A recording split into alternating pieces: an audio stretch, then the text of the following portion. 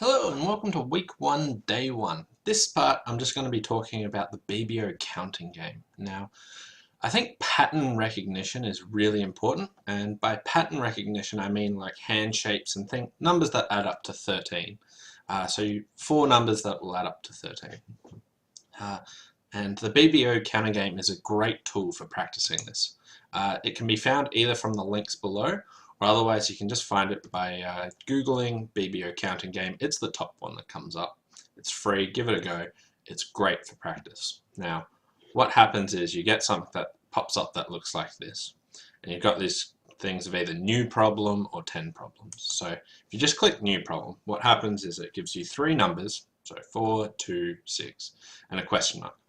And you have to work out what the final number is that adds up to 13. So if you think about this as like a hand pattern you might have, this might be spades, hearts, diamonds, clubs, or something like that. But if you keep practicing this, you don't need to keep adding up to 13, but you'll just get these numbers into your head.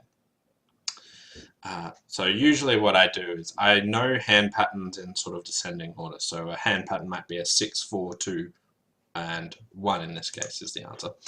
And then I can rearrange them. Now, this is sort of a speed-based thing.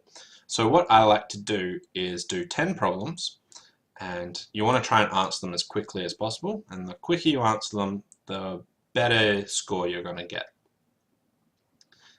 as long as you get it right.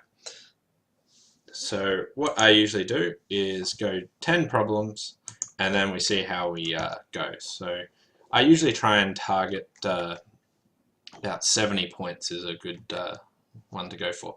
But as you can see, I'm not really adding them up anymore. I'm just sort of seeing them and I know what to do.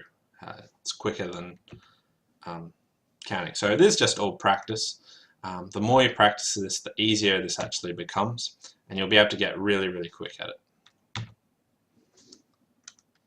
It's actually tougher doing this and talking at the same time. Anyway, you give 10 problems and it's got the total points or the average points or something like that. And when you start out, you'll probably be getting between like 10 and 30 or something.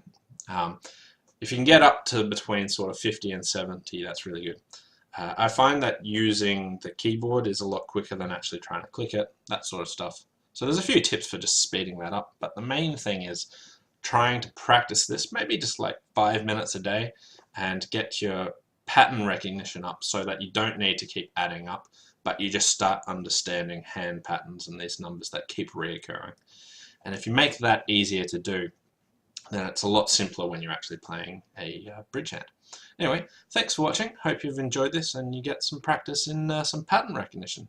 Bye for now.